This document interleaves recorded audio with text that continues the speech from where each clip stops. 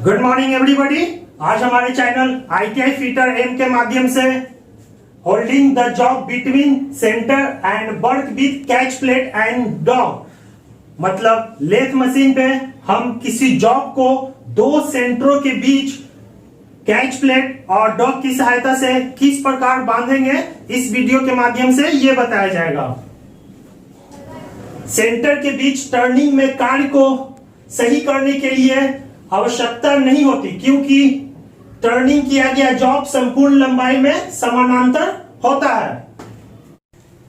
सेंटरों के बीच जो यह हम देख रहे हैं, दोनों सेंटर के बीच जॉब को टर्निंग में कार्य को सही करने की, मतलब यह जॉब है, जॉब की शुद्धता को सही करने की आवश्यकता नहीं होती है, क्योंकि टर्निंग किया गया जॉब संपूर्ण लंबाई में समानांतर होता है। कहने का मतलब हुआ, जो हम यहाँ देख रहे हैं, दोनों सेंटर के बीच, जो यह सेंटर है और यह सेंटर है, दोनों सेंटर के बीच अगर जॉब को, यह जॉब है, जॉब को अगर हम सेट करते हैं, जॉब को सेट करने के बाद अगर हम इस पे टर्निंग करते हैं तो इसकी समानांतरता की शुद्धता को चेक करने की आवश्यकता नहीं होती है। माने जॉब का मोटाई यहाँ अगर 25 mm है तो यहाँ भी 25 mm होगा, मतलब इस साइड से लेके इस साइड माने पूर्ण रूप से समानांतर होगा, क्योंकि टर्निंग किया गया जॉब संपूर्ण लंबाई में समानांतर होता है। किंतु इसमें विशेष रूप से नर्लिंग, चूड़ी काटना, अंडर कटिंग आदि कार्यों के लिए विशेष रूप से अच्छे कौशल की आवश्यकता रहती है। दो सेंटरों के बीच जब जॉब को बांधते हैं तो इसमें विशेष रूप से नर्लिंग, जैसे ये देखिए, इसे हम नर्लिंग बोलते हैं। डायमंड नुमा जो इस पे दागी है, यह नर्लिंग किया हुआ जॉब है। इसे हम नर्लिंग टूल, जो यह टूल देख रहे हैं, इसी टूल की सहायता से जॉब पे नर्लिंग किया जाता है। तो यहाँ हम इस पे नर्लिंग करेंगे, इस टूल की सहायता से इस पे, इस जॉब पे नर्लिंग करेंगे। और दूसरा बोला जा रहा है कि चूड़ी काटना, इस जॉब पे, जैसे ये देखिए, थ्रेड मतलब जॉब के ऊपर गुना काटना, इस जॉब पे गुना कटा हुआ, तो इस जॉब पे गुना काटना। और अंडर कटिंग आदि कार्यों के लिए विशेष रूप से अच्छे कौशल की आवश्यकता रहती है। अब इस जॉब पे यहां हम देख रहे हैं नर्लिंग टूल के द्वारा इस पे हम नर्लिंग करेंगे।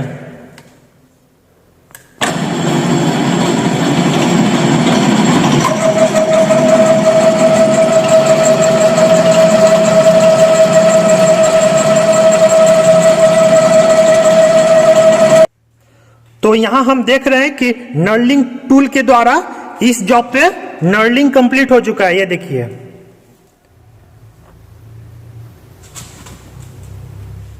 अब हम इस जॉब पे गुना काटेंगे, मतलब थ्रेड काटेंगे। जो ये देख रहे हैं, इस पे जो गुना कटा हुआ है, तो इसी के अनुसार इस जॉब पर भी थ्रेड मतलब गुना काटेंगे।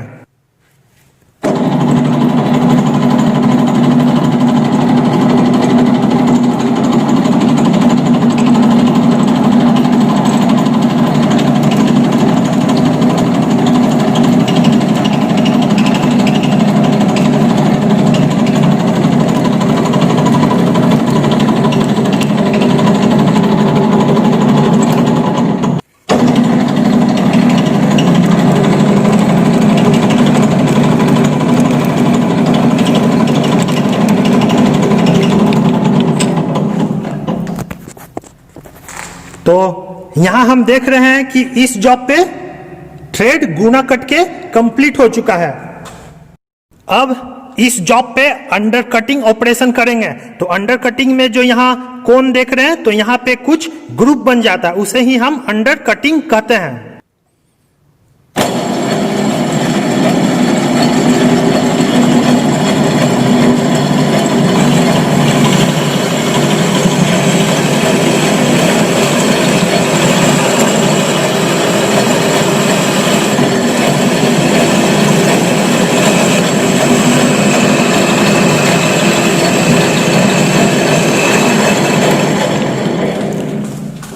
तो यहाँ हम देख रहे हैं कि जॉब पर अंडर कटिंग ऑपरेशन हो चुका है। तो यही चीज बोला जा रहा है, और दूर थोड़ा,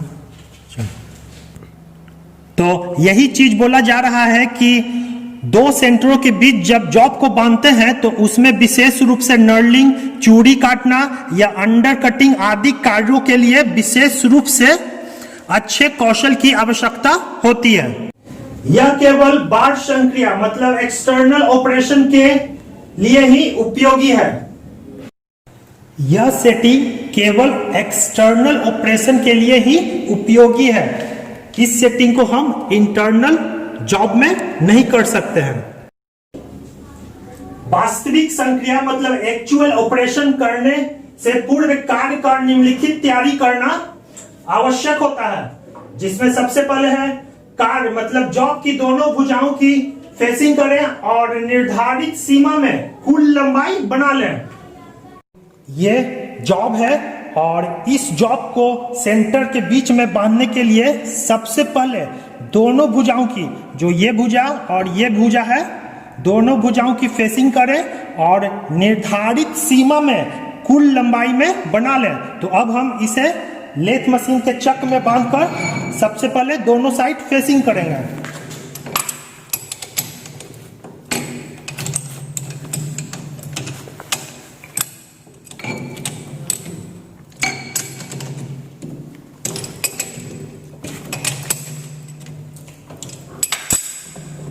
और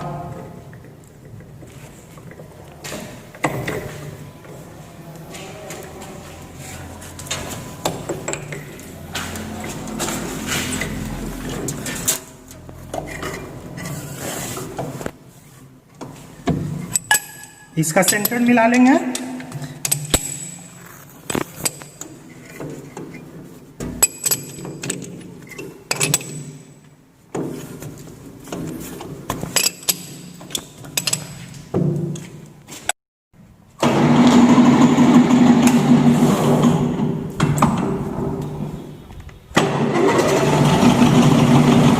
अब हम इसका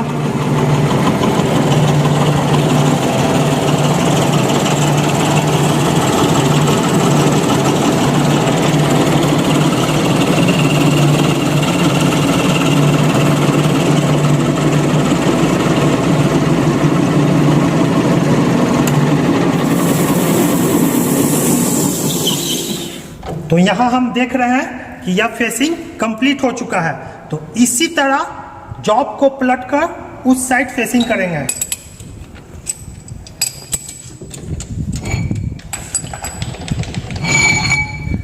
और ये जो जॉब है यह पूरा लंबाई में जितना हमें चाहिए था उतना कंप्लीट है। और अब हम इसे पलटकर इस साइड फेसिंग करेंगे। और अब हम जॉब के दूसरे साइड फेसिंग कर रहे हैं।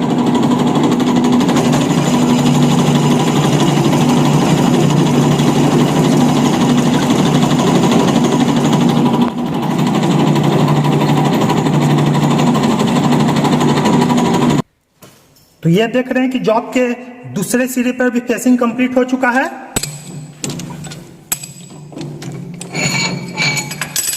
तो इस प्रकार हमारा जॉब के दोनों सिरे पे, ये सिरा और ये सिरा पे फेसिंग कर लिए हैं और निर्धारित सीमा में कुल लंबाई को बना लिए हैं।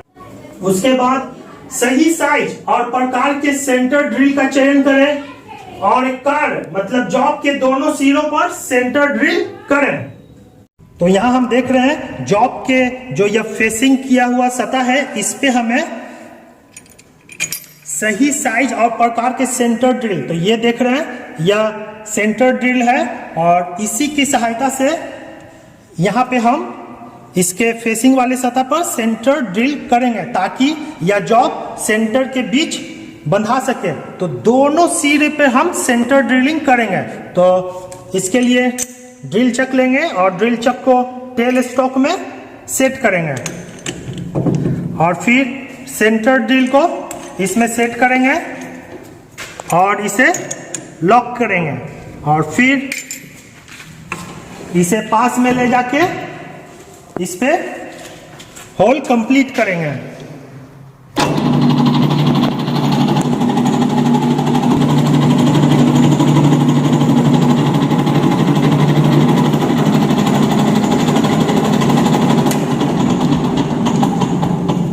तो यहां हम देख रहे हैं कि एक सिरा पर सेंटर ड्रिल कंप्लीट हो चुका है और अब इसी तरह दूसरा सिरा पर भी सेंटर ड्रिलिंग कंप्लीट करेंगे।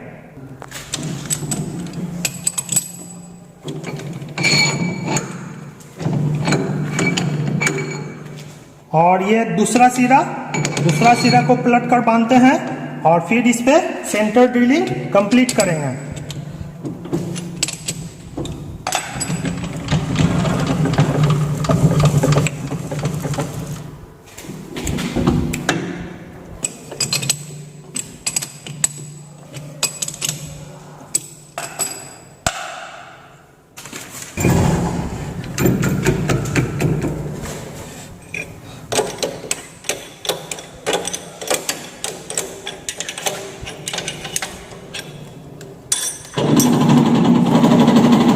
और इस तरह हम दूसरे सिरे पर भी सेंटर ड्रिलिंग कंप्लीट कर रहे हैं।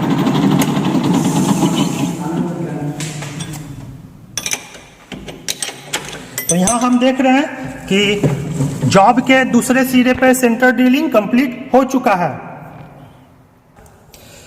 तो इस तरह सही साइज और प्रकार के सेंटर ड्रिल का चयन करके हम जॉब के दोनों सिरे पे सेंटर ड्रिलिंग कंप्लीट करते हैं। ये देखिए, ये पहला सिरा सेंटर ड्रिलिंग कंप्लीट हो चुका है और यह दूसरा सिरा सेंटर ड्रिलिंग कंप्लीट हो चुका है। इसी दोनों सेंटरों के बीच सेंटर को पकड़कर हम जॉब पर कार्य करते हैं। उसके बाद फिर स्पिंडल नोच से चक को उतार लें और फिर ड्राइविंग प्लेट अथवा कैच प्लेट चढ़ा लें। अब हम जो यह लेथ मशीन के स्पिंडल से इस चक को उतारेंगे। तो इसके लिए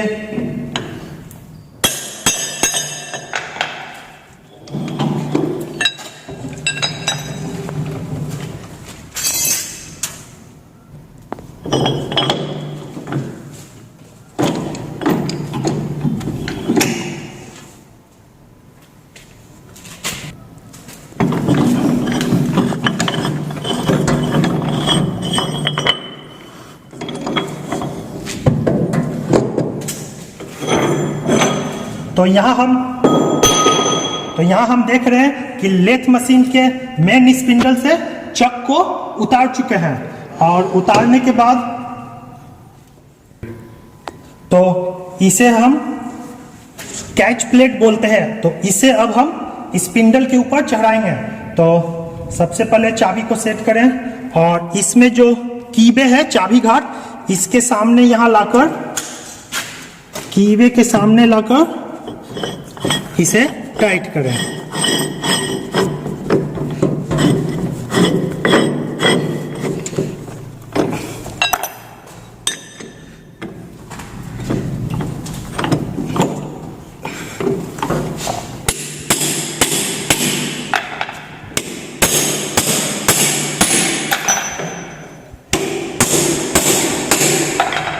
यहां हम देख रहे हैं कैच प्लेट स्पिंडल के नोच पे चढ़ चुका है।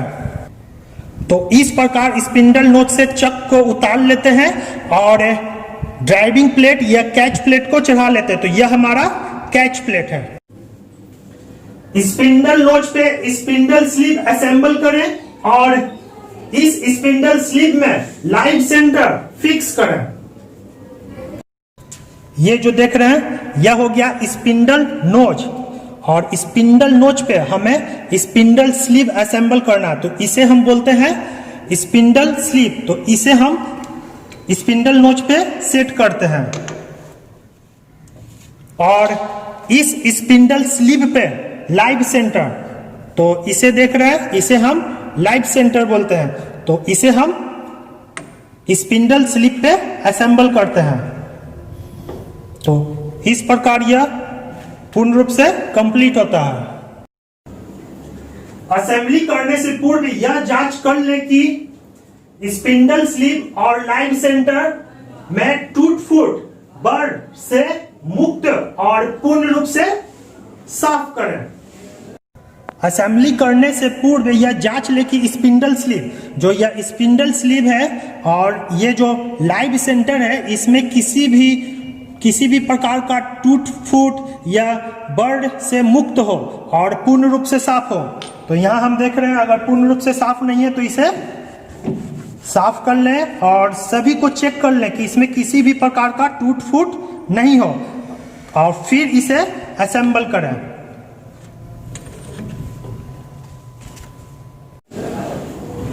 इस बात की जांच करें कि लाइव सेंटर सही रूप से चल रहा है। तो इस बात की जांच कर ले कि जो लाइव सेंटर है यह सही रूप से चल रहा, मतलब जो लाइव सेंटर है स्पिंडल के अक्ष में पूर्ण रूप से सही चल रहा है। तो इसकी शुद्धता की जांच हम डायल टेस्ट इंडिकेटर की सहायता से कर लेते हैं। तो यह हमारा डायल टेस्ट इंडिकेटर है। तो डायल टेस्ट इंडिकेटर को सेंटर पे सेट करते हैं।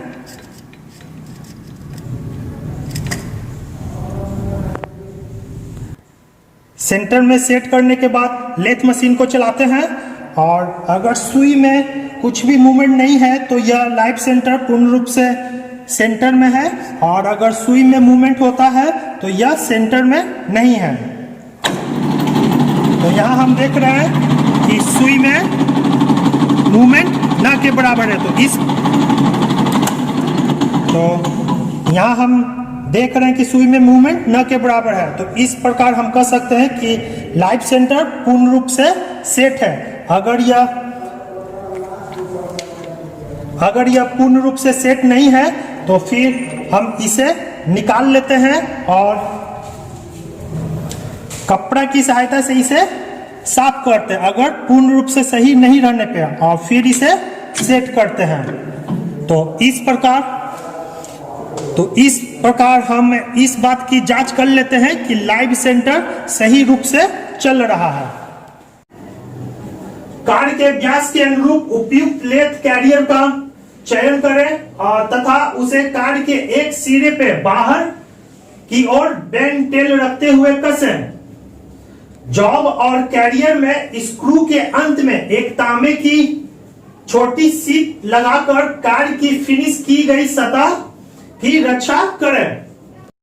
तो ये जॉब है। तो कार्ड के व्यास के अनुरूप जो यह जॉब का जो डायमीटर है, जो व्यास है, तो इसके उपयुक्त लेथ कैरियर का चयन करें।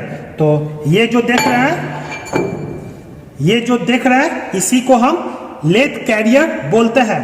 तो लेथ कैरियर का चुनाव हमें कार्ड के व्यास के अनुसार करना। ये देखिए, तो ये देख रहे हैं कि कार्ड के व्यास के अनुसार जो लेथ कैरियर है उसका चुनाव सबसे पहले करें और तथा कार्ड के एक सिरे पे जो यह जॉब है, तो जॉब के एक सिरे पे बाहर की ओर, तो यह देख रहे हैं बाहर की ओर बेंड टेल, जो यह टेल देख रहे हैं बाहर की ओर, तो बाहर की ओर कौन हो गया, ये। तो यहां हम देख रहे हैं कि यह जॉब है और बेंड टेल जॉब की बाहर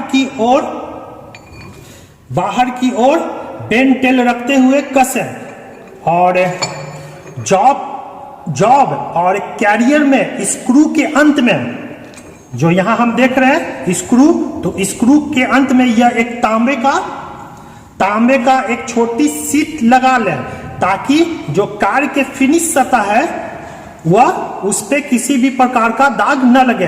तो यहां हम देख रहे हैं कि बेंड टेल बाहर की ओर है और जो स्क्रू है, ये जो स्क्रू है, स्क्रू के पास तांबे का एक सीट लगाते हैं।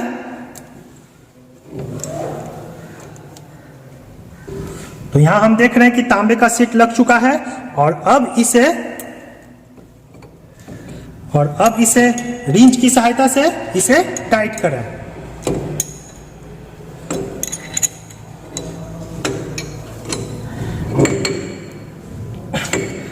तो यही चीज बोला जा रहा है कि कार के व्यास के अनुरूप उपयुक्त तेल कैरियर का चयन करें और उसे कार के एक सिरे पे बाहर की ओर बेंड टेल रखते हुए कसे और जॉब और कैरियर में स्क्रू के अंत में, जॉब और कैरियर के स्क्रू के अंत में एक तांबे की छोटी शीट लगाकर कार की फिनिश की गई सतह की रक्षा करें। टेल स्टॉक के डेड सेंटर की ओर लगने वाले कार के केंद्र छिद्र में उपयुक्त स्नेहक जैसे नरम ग्रीस लगाएं। तो यहां हम देख रहे हैं कि यह टेल स्टॉक है, तो टेल स्टॉक के डेड सेंटर, तो यह देख रहे हैं डेड सेंटर। तो इस सेंटर में जॉब का यह पोजीशन लगेगा, ये देख रहे हैं यह पोजीशन इस साइड लगेगा और ये पोजीशन इस साइड लगेगा। तो जो इस साइड लगेगा, लगने वाले कार के केंद्र छिद्र में उपयुक्त स्नेहक जैसे नरम ग्रीस लगाएं। तो यहां हम देख रहे हैं यह ग्रीस है, तो थोड़ा सा ग्रीस लेते हैं और ग्रीस को इसमें लगाते हैं, क्योंकि यह सिरा टेल स्टॉक के डेड सेंटर में फिट होता है। टेल स्टॉक को कार के लंबाई के अनुरूप लेथ बेड पे खिसकाएं। जो यह जॉब देख रहे हैं, तो टेल स्टॉक को, या जो टेल स्टॉक है, तो टेल स्टॉक के जॉब के लंबाई के अनुरूप लेथ बेड पे, जो यह देख रहे हैं इसी को लेथ बेड बोलते हैं, लेथ बेड पे घसकाएं। तो हम देख रहे हैं कि ये लंबा जॉब इतना है, तो इसी के अनुसार देखिए टेल स्टॉक को हम घसका चुके हैं, लंबाई के अनुसार टेल स्टॉक को लेथ बेड पे घसकाएं। टेल स्टॉक का स्पिंडल को टेल स्टॉक के आगे लगभग 60 mm से 100 mm तक खिसकाना चाहिए। यहां देख रहे हैं कि ये जो टेल स्टॉक है, तो टेल स्टॉक के स्पिंडल, तो इसे हम स्पिंडल बोलते हैं। तो टेल स्टॉक के स्पिंडल को टेल स्टॉक के आगे लगभग 60 से 100 mm तक घिसकाएं। तो यहां हम देख रहे हैं कि इसे लगभग 60 mm से 100 mm आगे की ओर घसकाएं। टेल स्टॉक को बेड पर क्लैंप करने से पूर्व यह सुनिश्चित कर ले कि वहां सैडल को चलाने के लिए पर्याप्त स्थान हो। टेल स्टॉक को बेड पे क्लैंप करने से पूर्व, मतलब क्लैंप करने से पूर्व यह सुनिश्चित कर ले कि वह सैडल पे, जो यह देख रहे हैं सैडल को चलाने के लिए पर्याप्त स्थान हो। तो यहां देखिए, जब हम ये सेंटर देख रहे हैं, जॉब यहां तक बंधाएगा, तो इसके बीच थोड़ा गैप होना चाहिए। यहां जो देख रहे हैं टेल स्टॉक को, सैडल को चलाने के लिए कुछ पर्याप्त स्थान होना चाहिए। टेल स्टॉक को उचित स्थिति में सेट करने के बाद क्लैंप नट के द्वारा कसकर क्लैंप कर लें। तो टेल स्टॉक को उचित स्थिति में सेट करने के बाद टेल स्टॉक के क्लैंप नट के द्वारा, जो टेल स्टॉक के क्लैंप नट के द्वारा कसकर इसे टेल स्टॉक को टाइट कर लें। तो यहां हम देख रहे हैं कि यह पूर्ण रूप से सेट हो चुका है। अब इसे टाइट कर लें। कार के सेंटर होल को लाइव सेंटर के पॉइंट से लेथ कैरियर की पूंछ को कैच प्लेट के खांचे में लगाकर इंगेज करें। कार के इसी स्थिति को हाथ से पकड़े रहें। जॉब के सेंटर होल को, तो ये जो देख रहे हैं जॉब, तो जॉब के सेंटर होल को लाइव सेंटर, तो यह हम देख रहे हैं लाइव सेंटर के पॉइंट से लेथ कैरियर की पूंछ, तो इसे हम लेथ कैरियर बोलते हैं। तो लेथ कैरियर की पूंछ, ये जो देख रहे हैं यह पूंछ हो गया। पूंछ को कैच प्लेट, इसे हम कैच प्लेट बोलते हैं। कैच प्लेट के खांचे में, ये जो खांचा देख रहे हैं, खांचे में लगाकर इंगेज करें। तो इसे हम, ये देखिए, खांचा में लगाकर इंगेज किए और कार के इस स्थिति को, तो कार की इस स्थिति को हाथ से पकड़े हुए रहें। यह सुनिश्चित कर ले कि लेथ कैरियर की पूंछ ड्राइविंग प्लेट के खांचे के तल में न ठहरे। इससे कार की सही सेटिंग के लिए सेंटर होल में नहीं बैठाया जा सकेगा। यह सुनिश्चित कर ले कि लेथ कैरियर, जो यह लेथ कैरियर है, तो लेथ कैरियर का पूंछ ड्राइविंग प्लेट के खांचे के तल, जो यह हम देख रहे हैं, यह जो पूंछ हो गया और ये हो गया ड्राइविंग प्लेट के खांचे का तल, ये जो नीचे देख रहे हैं यह तल हो गया। तल में न बैठे, कहने का मतलब हुआ जब हम इसे लगाते हैं, तो ये देखिए जो लेथ कैरियर का पूंछ यहाँ टच, यहाँ देखिए दोनों के बीच दोनों के बीच गैप होना चाहिए, माने ये यहाँ टच नहीं करना चाहिए, टच न करे। इससे कार की सही सेटिंग के लिए सेंटर होल में नहीं बैठाया जा सकेगा। अगर यह टच करेगा तो इससे जॉब की सही सेटिंग के लिए सेंटर होल में नहीं बैठाया जा सकेगा। टेल स्टॉक के स्पिंडल को हैंड व्हील से घुमाकर तब तक आगे बढ़ाएं जब तक कि डेड सेंटर का पॉइंट कार के सेंटर होल में डेड सेंटर के बिना हिले सही प्रकार से बैठ न जाए। टेल स्टॉक के स्पिंडल को तो यहां हम देख रहे हैं कि इसे हम पहले हाथ से पकड़े हुए हैं और फिर यहां देखिए इस साइड जो यह टेल स्टॉक है, तो टेल स्टॉक के स्पिंडल को हैंड व्हील, तो इसे हम हैंड व्हील बोलते हैं, तो हैंड व्हील से घुमाकर तब तक आगे बढ़ाएं जब तक कि डेड सेंटर का पॉइंट कार के सेंटर होल में डेड सेंटर के बिना हिले सही प्रकार से ना बैठ जाए। तो इसे अब हाथ से पकड़ते हैं और इसे हम घुमाते हैं, तो ये देखिए इसे जब हम घुमा रहे हैं तो यह सेट हो चुका है बिना डेड सेंटर के हिले हुए। लेथ कैरियर के टेल को आगे पीछे चलाएं, ठीक उसी समय हैंड व्हील को ऐसे समायोजित मतलब एडजस्ट करें कि केवल मामूली प्रतिरोध महसूस किया जा सके। कैरियर के टेल को तो यह हम देख रहे हैं, यह लेथ कैरियर है और इसका यह टेल है, तो टेल को आगे पीछे चलाएं। ये देखिए हम इसे आगे पीछे चलाएं और ठीक उसी समय जब हम इसे आगे पीछे चला रहे हैं तो ठीक उसी समय हैंड व्हील को, ये जो हैंड व्हील है, हैंड व्हील को ऐसे समायोजित करें कि केवल मामूली प्रतिरोध महसूस हो। तो जब हम इसे चला रहे हैं तो यहां देख रहे हैं कि केवल एक हल्का प्रतिरोध महसूस हो रहा है। इसी स्थिति में टेल स्टॉक स्पिंडल क्लैंप को कसें तथा यह जांचें कि प्रतिरोध न बदले। इस स्थिति में टेल स्टॉक, तो यह जो टेल स्टॉक है, तो टेल स्टॉक स्पिंडल के क्लैंप को कसे। तो यहां हम देख रहे हैं सब चीज सेट करने के बाद स्पिंडल के क्लैंप को कस देते हैं और यह जांच करें कि प्रतिरोध जो हम लोग सेट किए थे वह न बदले। मशीन को लगभग 250 आरपीएम पर सेट करें तथा कार को कुछ सेकंड के लिए घूमने दें। मशीन को लगभग 250 आरपीएम पर सेट करें, तो यहां हम देख रहे हैं मशीन को 250 आरपीएम पर सेट किए और सेट करने के बाद जॉब को कुछ देर के लिए चलने दें।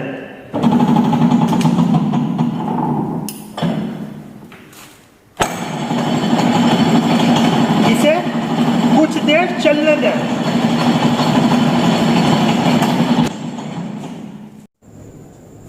एक बार पुनः प्रतिरोध को जांचें तथा यदि आवश्यक हो तो टेल स्टॉक स्पिंडल को समायोजित करें।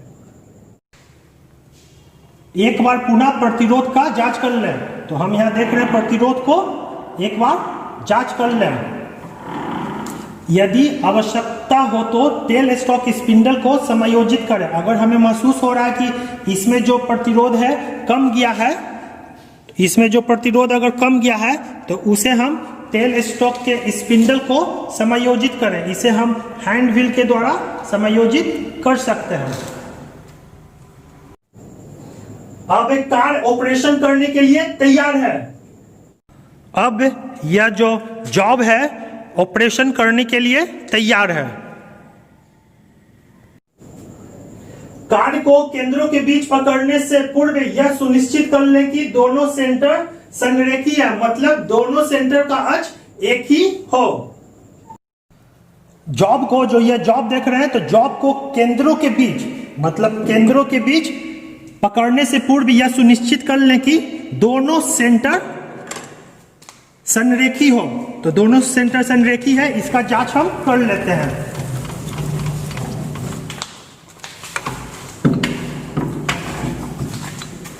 फिर टेल स्टॉक की सहायता से इसे सेंटर के पास लाइए।